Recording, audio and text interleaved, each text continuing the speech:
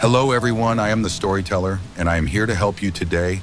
I know you use this video to fall asleep, so before that, like the video and subscribe to the channel. Also, where are you from and what time are you watching now? Get comfortable and relax. I hire a sex worker for a few hours a night to hug and hold me, and I give her flashcards which tell her what to say to me. I was married to my wife for 17 years, and never once had she turned to me and told me she loved me. For 10 of the 17 years, the marriage had been sexless. This wasn't on the part of my wife. She always had a high libido, whereas mine has always been low. I guess we just wanted different things when it came to sex. She wanted wild and dangerous sex, while all I wanted was passionate lovemaking between two people who loved each other. To be fair, we were two very different people when we met. They say opposites attract, and at the time I felt lucky to have found her. She worked as a psychologist and taught at a very prestigious university. I owned a small building company and we met when I was contracted to do work in the building where she taught. The marriage wasn't always bad.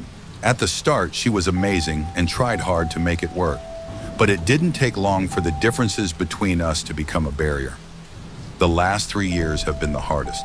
The constant arguing meant we no longer shared a bed together. Whenever we do manage to be in the room together, the air is thick with a tension that is pressed down on every breath, filling the room with an unspoken weight. It had reached a point where the love I craved was no longer just a longing, but a gnawing hunger.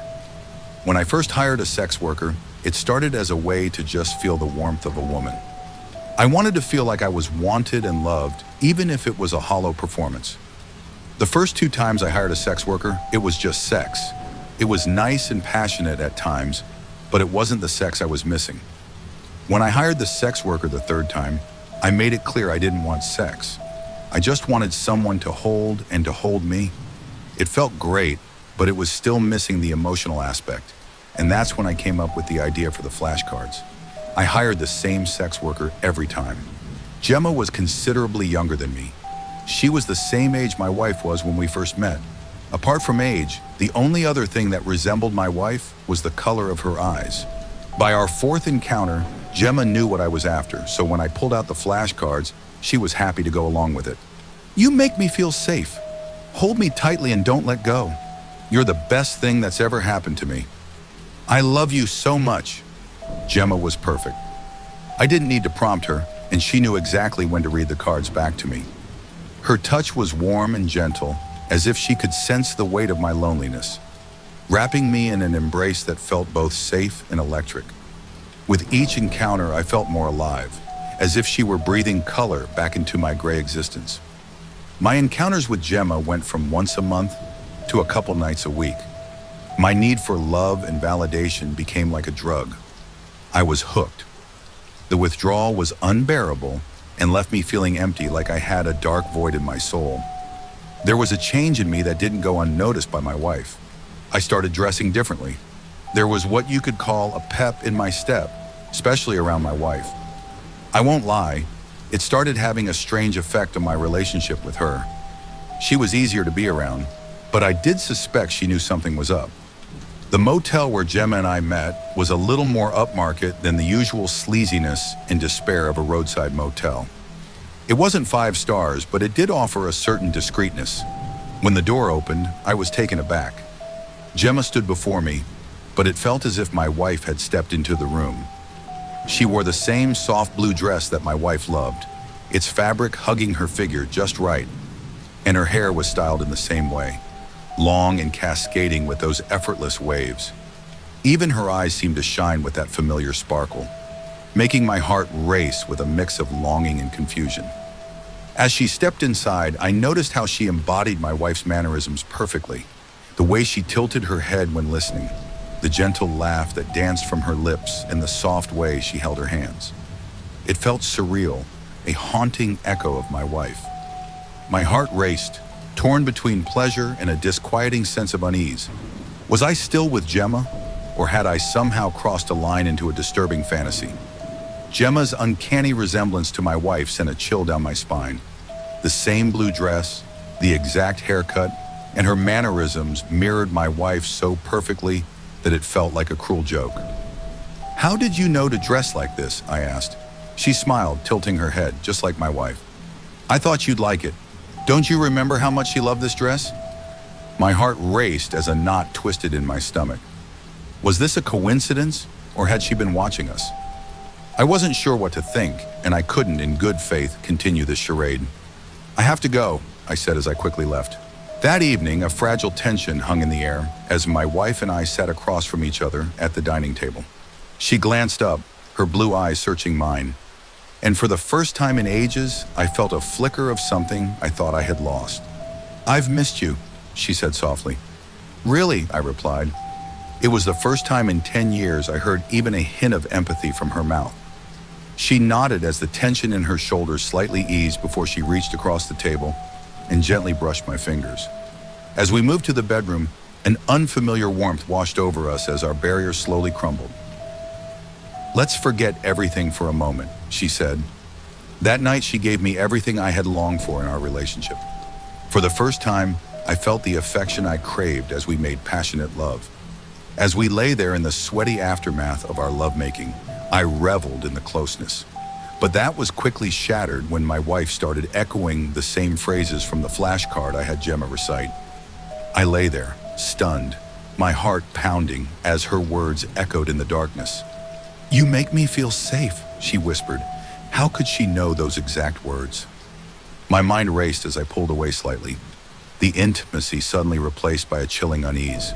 I shrugged off the previous night as a strange coincidence, convincing myself that I was overthinking things.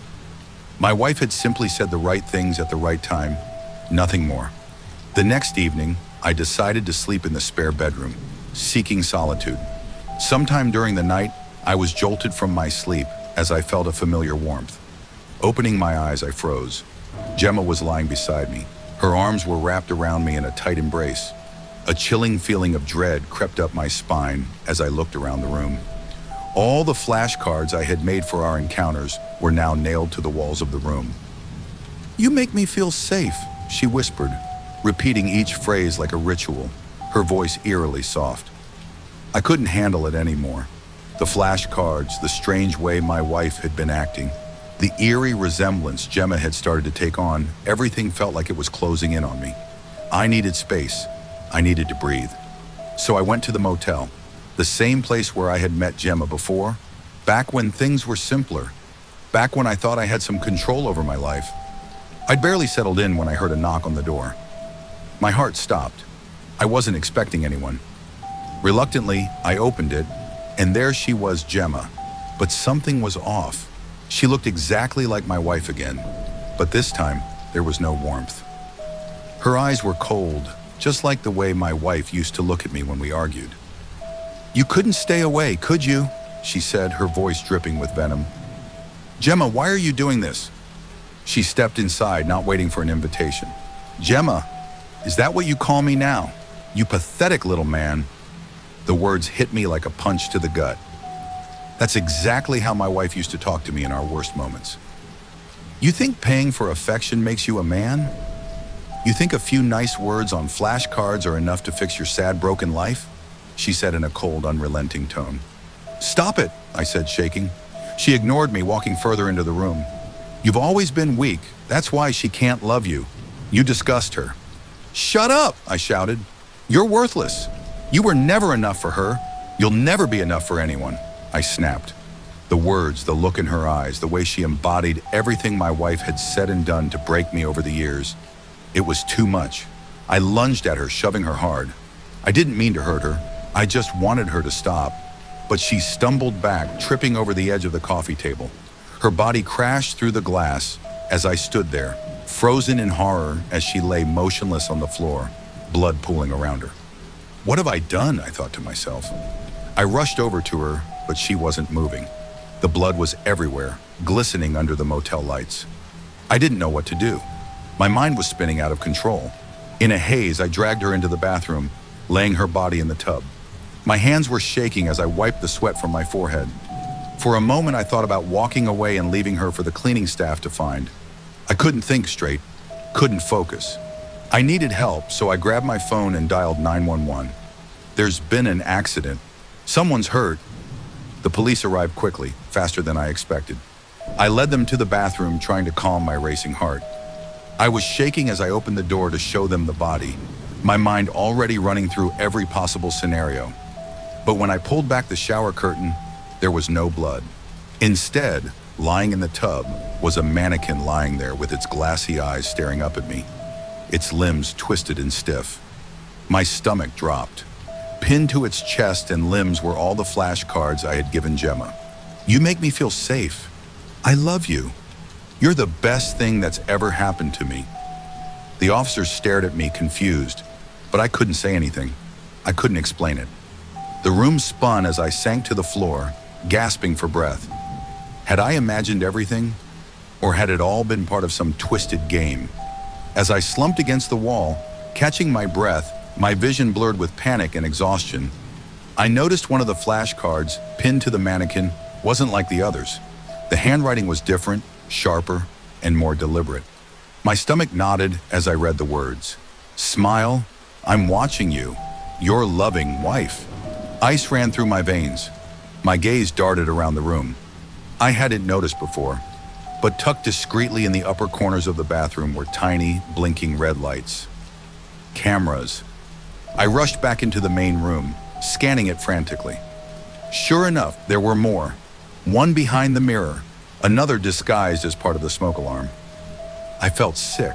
She had been watching me here, in this very motel room. She had seen everything. Every intimate moment, every breakdown, every twisted encounter with Gemma. How long has this been going on? My chest pounded with fury and disbelief. I had to confront my wife. This thing that she'd orchestrated wasn't just about our marriage. It was something far, far darker. I drove to her work, my hands gripping the steering wheel. When I arrived at the university, I stormed into the building where she taught, not caring about the stares or whispers as I pushed my way toward the lecture hall. My heart pounded louder with each step. I couldn't think straight. I couldn't focus on anything except getting to her. I flung open the doors to her lecture room. The room was full of students, all women. And there, front and center, sitting with perfect posture, was Gemma. But she wasn't just any student. She was sitting at the front like a prized pupil, fully engrossed in what was happening on the projector screen. It took me a moment to register what I was seeing. On the screen were videos of me, of us. Every humiliating, intimate moment of our marriage, playing out on the screen. My heart sank as I saw flashes of our arguments, the loveless years, and then the nights I'd spent with Gemma.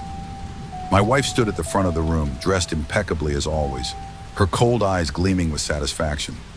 She paused the video and turned to face me with a smile that sent chills down my spine. The entire class turned to stare at me as well. "Welcome, darling," she said. "I didn't expect you so soon, but it's a perfect time for a demonstration." "What is this?" I growled.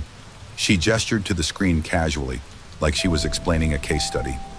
"This, my dear, is the culmination of years of work, a deep dive into the male psyche, specifically the fragile male ego and toxic masculinity." She smiled, but there was no warmth in it, only malice. "And you, my love, have been the perfect subject." The room was filled with murmurs of agreement from the students. Some took notes. Gemma's eyes locked onto mine, but they were no longer soft or inviting. They were cold, complicit in this twisted charade. "You set this all up? The cameras, the flashcards, Gemma?" My wife tilted her head, her smile widening.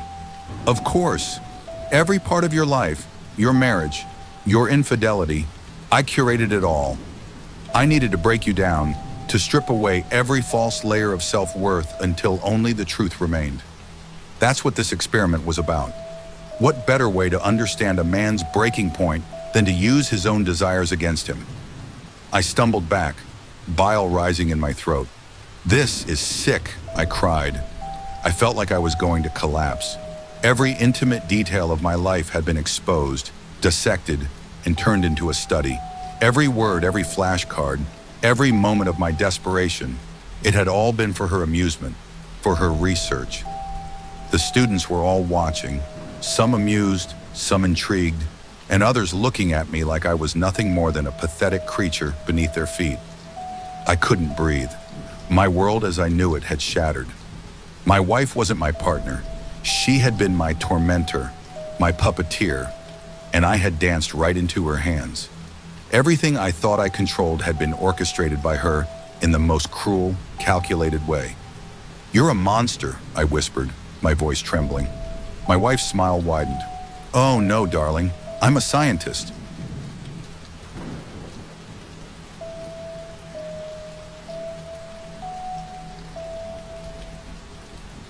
Acne took over my neck, then my entire life.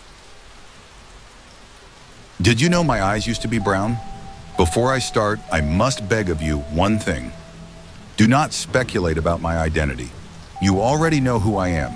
If you have passed a radio in the local shops even once over the last decade, you've heard my voice. Perhaps you've been a rabid fan at my concerts. Perhaps you physically recoil at the sound of my lisp. Perhaps you're entirely neutral towards me. Love me or hate me, you know me. My situation is extremely unique, so it is difficult to anonymize my story. So please, if you can think of anything that may help me, share it, but keep my situation between us. Since I was a lad, I've been prone to acne, of all places, on the sides of my neck. My parents, my teachers, and the town's doctor swore up and down that it was hormonal, temporary. Once my growth spurt finished, they assured me it would be a thing of the past. The thing that annoyed me the most about this acne is that it never came to a head. No way to pop it and find relief in watching the pus ooze out, feeling it deflate. This didn't stop me from trying. I would struggle for what seemed like hours in the mirror, squeezing the hard bumps between my two forefingers in hopes that they'd burst. It never happened. Instead, my acne would only grow angrier, more inflamed when I tried. I would enter the bathroom with a neck speckled with small, rosy bumps, visible only up close. I'd exit with what looked like huge welts, no closer to being popped than when I approached the mirror in the first place. My skin and ego would be bruised, so I learned to wear my hair long to cover it up. When I was a younger teenager, it looked greasy, oafish. Though I will admit, I grew into the look quite a bit as time went on. The fairer sex took a liking to the sensitive, long-haired poet type I had become. My confidence increased exponentially as a result, thank God. But I would still come home to the bathroom mirror all the same. No matter how secure in myself I felt, the mirror was my grave reminder of my embarrassment of a neck. I must apologize for droning on about this topic for so long. It was a big deal in the way that acne is a big deal to teenagers. No one around me seemed to notice. Or if they did, they didn't care. It didn't affect the one thing that was most important to me at the time: singing. I set up with my guitar around my tiny town, at first on the streets that weren't so crowded. A low-stakes test run, if you will. I'd open my wee notebook to one of the dozens of poems I had set to a melody and bare my heart to the world. I loved the attention, and boy did I get a lot of it. At the end of those first performances, I'd find my guitar case overflowing with more than a couple of quid. With my confidence boosted, I'd then move to the town's main streets, then the square. I was 17, about to go to uni, and I was doing about as well as one could do in our sleepy village. I was playing cafes, pubs, a party or two. It was beginning to look like an actual viable career option for me, much to my parents' chagrin. Eyes were on me now, a lot of eyes. If I chose to forego uni and take a shot at a musical career, that would mean even more eyes on me. And they wouldn't be as kind as my neighbors and friends. I knew my music and lyrics could stand the test of the most judgmental ear. But to be a singer, you must also, of course, look the part. As I was becoming a little local celebrity, my acne worsened. I was prescribed a slew of ointments and pills and dealt with the numerous side effects: dryness, itching, peeling, but no medicine made the slightest dent in the issue at hand. The hard bumps underneath the surface of my skin persisted. Eventually, I booked my first ever venue in the next village over. It was an actual concert venue, albeit a small one, and I was set to play as an opener for a local band. This would mean my biggest audience yet. Coincidentally, I also had my biggest acne flare yet at that time. One pustule, larger than the rest, was stationed threateningly close to the center of my neck. I would barely be able to cover it up with my hair. How I tortured myself for days before the event, praying to whatever God that would listen to, just let this one pop. I tried everything, sticking it with a needle, covering it with toothpaste, caking it with my mother's old concealer. The eye sore on my neck remained glaringly obvious. Finally, half an hour before the concert, the biggest one of my life so far, I gave it one last-ditch effort in the venue's bathroom mirror, and my dreams came true. The skin split, and out leaked thick, gummy spurts of yellow-green pus. It must have drained for over 30 seconds from the small fissure in my skin. I am not above admitting I let out a moan of pleasure. The thing that I had been wanting to happen for a full decade finally happened. When it was spent, I wiped it clean with one of those rough brown paper towels from a dispenser on the wall, and there, on my neck, was an unmistakable green eye. The skin surrounding it looked doughy, false. It reminded me of the liquid latex I had applied to myself one Halloween to create the illusion of zombie skin sloughing off. But I touched it gingerly along the eye's lid, and I could feel that the skin was as sensitive as my eyelids. It was connected to my nerve endings. It was mine. The bright green eye, the exact color of the infected pus, stared back at me in the mirror. I was horrified, my breath suddenly ragged. The white of the eye was pinkish, the pupil dilated. It had sparse blondish lashes on either side of the crusty gash that was the lid. It quivered, alive, seeing. And after a moment, it blinked at me. I gasped and jumped back from the mirror. I was frozen. A knock came at the door, and the stagehand gave me a 5-minute warning, said I was needed on stage. The eye was on the center right side of my neck. I looked back and forth between the bathroom door and the mirror. Another knock on the door, more urgent this time. At a loss for what to do, I pulled up my t-shirt up and around my neck, then buttoned up my jacket over it, creating the illusion of wearing a turtleneck. Yes, that's where my signature look came from, believe it or not. I digress. I exited the bathroom and made my way to the stage. It was my best set yet. I'll be honest, I don't know how I managed it. Though I was merely the opener, a position usually doomed to a half-hearted smattering of slow claps, I got extended applause at the end of almost every song. I could feel the reverberation of the music around the hall, the audience moving and reacting to my lyrics. I swear even the headliner didn't get as much response. On any other night, my spirits would have soared, but clearly I was a bit preoccupied. After the set, I rushed back to the bathroom to check my neck. I was hoping, praying, that the eye was in my imagination, a result of pre-show jitters. But I pulled my makeshift turtleneck down, and there it was, blinking at me while nestled among my neck acne. I didn't have time to ponder too long. The bathroom door burst open, and I was dragged out into the crowd to celebrate by my cheering friends and family. My career took off quickly from that point. I was invited to play larger venues after the success of my first show. You must forgive my ego, but my talent only improved as I began to become the artist you know today. My lyrics became more poetic, tenfold. My melodies more hypnotic. I was just entering my 20s, and I was on the rise. Somehow my concern about the eye took a back seat. Fame is all-encompassing after all. And though the eye on the side of my neck was no longer my biggest concern, it was still there. It became a pre-show ritual, in the restroom or green room or whatever back room, to fiddle with my turtleneck until it concealed the problem to my satisfaction. I knew the eye still stared at me beneath whatever color of stretch cotton covered it up that day. I could feel it. I could never communicate with it. Yes, I did try to talk to it, like a madman. Blink thrice if you can understand me. So mortifying to admit, but it never blinked twice, let alone thrice. It followed movement occasionally, but infrequently enough that I was never sure if it was a coincidence or not. It was always trained on my bloody face. I was so used to having the countless eyes of a sea of concert goers fixed on me, so eventually it didn't unsettle me quite the way it once had. One extra eye was nothing. My acne still hadn't cleared up either, but now I knew better than to test my luck by trying to pop anything else on my neck. As time passed, I was finally able to grow a substantial enough beard to cover up the problem entirely. I grew it longer and thicker to ensure there were no accidental peeks or slips or glances. And finally, after 3 years paying my dues opening for other bands and singers, it was time for me to be the headliner. It wasn't a small venue either, to my delight. More eyes than ever would be on me. Everything had to be flawless from now on.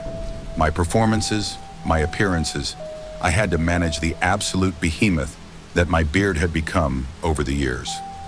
Right after I signed with my first manager, the first thing he said to me was that the caveman look wasn't easy to sell. Stick to the turtlenecks if I was that insecure about my acne. So I shaved, of course. I was careful, of course. Not careful enough. Of course. First, I reduced the massive beard to a manageable stubble with my clippers. And there, as always, was the eye, chartreuse in color and grotesquely blank. It had inched forth over time, directly to the right of my Adam's apple. I had then switched to a disposable razor to rid my face of the stubble completely when I nicked my skin. I drew in a sharp breath. It felt like I hit another pustule, the same deep pain as the first time. Once again, sickly lime discharge streamed out as I held a washcloth to it, cursing myself in the mirror. I pulled away the cloth. There, on the center of my neck, two eyes stared back at me.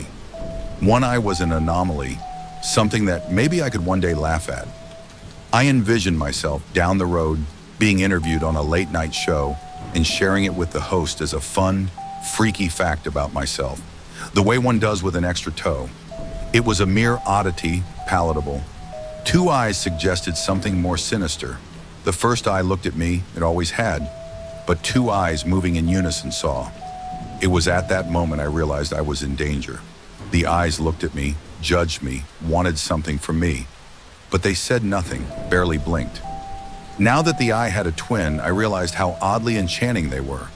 What was once waxy eyelid skin and repulsive lashes was now smooth, glowy. The infected pus-colored irises, alluring. They were beautiful among the pockmarks and acne. Terrifying. It was then that my phone rang. I fumbled with it before being able to answer, but somehow I managed to pick up. My agent was on the other end, screaming. It sounded awful, painful. What? What? I asked the phone, increasingly panicked. Turns out it was excitement, not fear. My agent, a rookie like me, told me the label we'd been trying to get in contact with finally heard my EP, and they wanted a meeting with me the next day. My super fans will know my rise to fame from there. Though it was swift, it wasn't very notable. Opened for the right bands at the right venues at the right time, combined with some genius marketing promotion, mixed with a viral video or two. The perfect cocktail to fame. I went from a few thousand records sold to a few mil in the span of a year. Tickets that went for 20 quid at the beginning of my tour were being resold for hundreds by the end. You've probably heard this story about dozens of different artists. My story isn't very distinguishing from the outside perspective, but I lived in fear constantly. The eyes never did anything but watch me, but that was enough. I knew the other shoe would drop sooner or later. Fame is all-encompassing after all. After I'd get off the stage at my concerts, I'd run to the green room and check and recheck my turtleneck to make sure it hadn't revealed anything. I refused any and all interviews, made a name for myself as a notorious hermit who was rarely seen out on the town. Never dated, barely left my flat. My agent hated it, my manager hated it, the label hated it. It would suit them better to have me act like a regular rock star, date actresses and models to fuel my fame. And as much as I'd love to be dating models too, my situation doesn't allow for it. All these eyes on me require absolute perfection on my part, and the eyes literally on me are anything but perfect. Any person close to me is a liability. My fan base loved my persona, though they obviously didn't know the full extent of it. But my loneliness lends itself to the lovely lyrics of pain, isolation, anguish that they just lap up. So I stayed home, rejected interviews. Until one day my hand was forced. My label was concerned by my reclusion, worried that the bit would run thin. I was quite well known among the female 12 to 18 demographic, but pop stars can blink out in an instant. So they said to accept an exclusive interview on late night, or they'd drop me. I agreed on the basis that I could grow my beard back before the event. They begrudgingly accepted my terms, and I did. They advertised, sensationalized, scandalized the interview for months beforehand. There were several Instagram accounts dedicated to counting down to the moment of my first public appearance ever. Posters on the tube, advertisements on YouTube, The nation's tweens waited with bated breath to know what I was like in conversation. So did I. You see, I had by this point grown quite worried. Years in social isolation does something to a person, deteriorates his proclivity for interesting conversation. If I were to embarrass myself on late night, in a time where a man's failure could be nearly packaged and repurposed online for clickbait, it would be the end of me. Worse, I hadn't written any new music since the appearance of The Second Eye. I lived in a constant state of paranoia. It doesn't lend itself to composing. If the host asked me about my next project, I would fall flat. I started practicing conversation in the mirror with the only person I had readily available, myself. Luckily, I had another pair of eyes to stare into. I'd pin my beard to the sides and practice quips about my upbringing.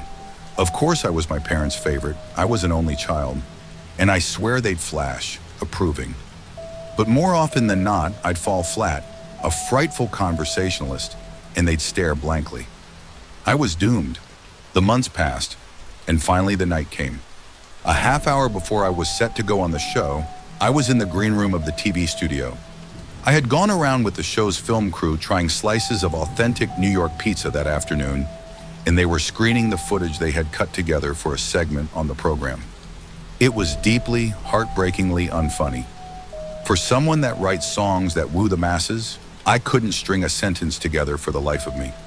You can tell the editors had pulled magic out of a hat to make me appear somewhat personable. My worst performance yet. I looked in the mirror, hating myself. I pulled my beard to the side and looked myself in the eyes. Please, I begged, I just need this to go well. The eyes looked at me, saw me, gave me what I wanted. I'm the mirror. I watched my other eyes close. It looked like they weren't there at all. Below them, a faint wrinkle, just above my collarbone, likely caused by years of looking down at my guitar, deepened. The skin pulled back into itself, creating a deep crevice extending across and into my neck. It looked as if my head and neck were detached at the shoulders, merely resting in a balance on them. The eyes reopened 3 inches above the wrinkle, blinked. I felt a pull toward the crevice. Something told me exploring the fold would give me exactly what I was meant to have. I reached with both hands up to the split in my skin. I grabbed, with my left fingers hooked into the lower half and my right fingers in the upper portion, and pulled apart. The skin squelched and tore as my hands wrenched the crevice open. I tried to scream but couldn't. When I moved my blood-soaked hands away, the 2 eyes on my neck had an accompanying perfectly formed mouth. Slightly darkened skin on the edges formed paper-thin lips, and just beyond them were fully developed teeth, a smooth, wet tongue. Again, I tried to scream, speak, anything, but it's as if my vocal cords no longer belonged to me. The green room was quiet now, but any moment a PA would be requesting my presence on stage. I could do nothing but look at my own reflection, at my new face, and wonder what the audience would think when they saw me. And then my new face moved, crept north toward my head. The eyes seemed to open new skin along my neck with a slight tearing noise as they moved upward, the skin sealing up where they once had been. The mouth and the acne surrounding it pushed up as well. As this happened, my own face began to rise, to move back towards my hairline. I felt the skin at the base of my skull begin to fold in on itself as my face moved to the top of my head. I flailed, but I felt as if I wasn't in complete control of my own hands any longer. The new face reached its resting spot, where my face had once been. I stared up at the ceiling, my face now at the crown of my skull. My hands grabbed at my face, not the new one, and realized my nose had stayed where it was. My beard was now between my old and new faces, a makeshift sort of fringe across my forehead. It was a massive effort to even raise my hands for this long. I was at a complete loss for what to do, as I had been several times before. But now there was no covering up my hideous secret. Then came the inevitable knock on the door from the production assistant, willing to escort me to the stage. It sounded faint, far away. With the last of my strength, I brushed my hair over my face, so it reached my beard and concealed me. My vision went dark, and I could hear nothing. I knew nothing of what happened on the show, not exactly. I woke up in bed, my face in its regular place, to an endless feed of texts singing praise for my appearance the night prior. According to them, I looked stunning. I was hilarious. I was charming. I was perfect. Not one message hinted that anything could have been amiss. I grabbed at a mirror on my nightstand. There in the morning light, the face on my neck remained. I did watch the interview a few days later, after I had recovered from the shock of what happened. The messages were correct. Or rather it, did stupendously. It recounted my childhood, painted the street busking it in a rosy light. It spoke about my acne problem, back when it was only an acne problem, as a relatable anecdote, cracked good-natured jokes with the host like it was nothing, played along with his games on screen, shook hands with, hugged members of the audience. It also hinted heavily at my next album, coming soon, and all the while, it was ruggedly handsome. The sickly green eyes were more of a golden hue on camera. The thin lips weren't an issue, as they wielded a charming grin. Even the acne looked good on it. It looked better than I had in years. My social media following had tripled. My inbox flooded. My streams were higher than I'd have dreamed of before, all in a few short days. I wondered what was next. I got my answer later that day, when after a brief call with my agent, I was set to start touring immediately. I would kick it off with a surprise performance that night, closing for the rock band performing at Madison Square Garden. I showed up in a limousine in a foul mood. Straight to the green room, turtleneck hitched up, talked to no one. I stared at the mirror, trying to hide my face from revealing the mix of anger and fear I felt. I knew what was coming, and I was having no more of it. I earned this performance, and I would perform, no matter what. I pulled a box cutter I had snuck in from my pocket at the same time as I yanked my turtleneck down. The face looked at the blade in my hand, and my world went dark. I again woke up in my hotel bed. I had no memory of what happened the previous night, or even what day it was.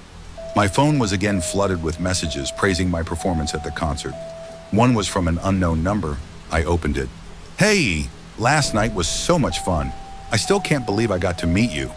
I don't know why, but you told me to tell you this morning to check the drawer next to your bed." I did.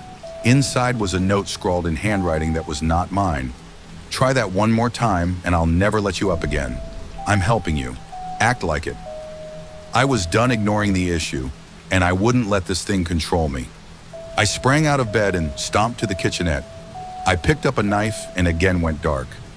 When I came to, it was nighttime, though I couldn't see that at first. I was surrounded by sky-high screens whose bright light hurt my eyes. I was in Times Square, and judging by the relatively sparse crowds, it must have been deep into the hours of the night. I was shirtless, pants half-zipped, with a crumpled piece of paper in one hand. I opened it up, and the scrawled handwriting read, "See how easily I can end you?" I looked around, afraid that someone had recognized me. I was definitely getting some looks, but I had the advantage of not being the only shirtless, crazed person there.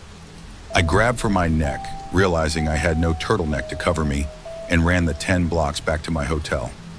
I opened my hotel room door to find a perfectly folded note on an end table. "Check your laptop." On it was an album, a new album in my voice. 12 songs. Each was as beautiful as my early work, maybe better. I knew if the world heard this, that would be it. I'd be cemented in history as one of the great singer-songwriters of my time. Within the folder on my desktop containing all the songs was a note, a text file labeled, "Read Me." "I can end your career as quickly as I can advance it. Play along like you've been doing, and we can both be happy. Don't try anything like that again." I barely cared about the text file. I didn't care about anything but that brilliant album. It would give me everything. And it did. One listen to that album, and I decided to take the face up on its offer. Let it do its work. That was a decade ago. For 10 full years, I've given it exactly what it wants. I haven't played a concert by myself in that time. I've barely made a public appearance, spoken to anyone outside my family. I have a wife now and a daughter who I only half know. It was slow at first. I'd let the other face only take over for public appearances, concerts and the like, a few hours at a time. I think it exhausted the face to be in control for so long. as I'd always resurface feeling oddly drained. As I went on my first tour, then the second, it was in control for longer. It gave it power. I'd find hours missing from my day, hours where I wasn't in the public eye. When it began happening, I thought it was a fluke. It wasn't part of the deal. What would it want with my normal life? Then again, what was my normal life? That didn't seem to exist anymore. Everything I did, magazine interviews, songwriting coaching, vocal drills, endless hours at the gym, was for my career. No wonder the face was able to take over so easily. It's all for the public eye, all of it. It began happening more frequently, a night missing every month or so. Nights when I wasn't on stage, nights when it should have remained beneath my beard, behind my turtleneck. Now years later, it's in control most of the time. I get a few hours a day here and there to live my life in glimpses. I'm more famous, much more, so its power keeps growing. How can I possibly fight back? Any exercise of free will results in immediate consequences. I tried to play a concert once for my daughter's birthday without letting the face take over. Not only did I lose consciousness immediately, I woke up to an extremely angry agent and record label and family over the apparent very public bender I had been on afterwards. I have no choice but to let it continue to take over. It gives me such wonderful things. I'm beloved by most, I have the fan base I had dreamed of as a child. I'm rich beyond imagination. I'm the perfect rock star, and I'm so lonely. There will come a time when I'm gone completely. Fame is all-encompassing after all.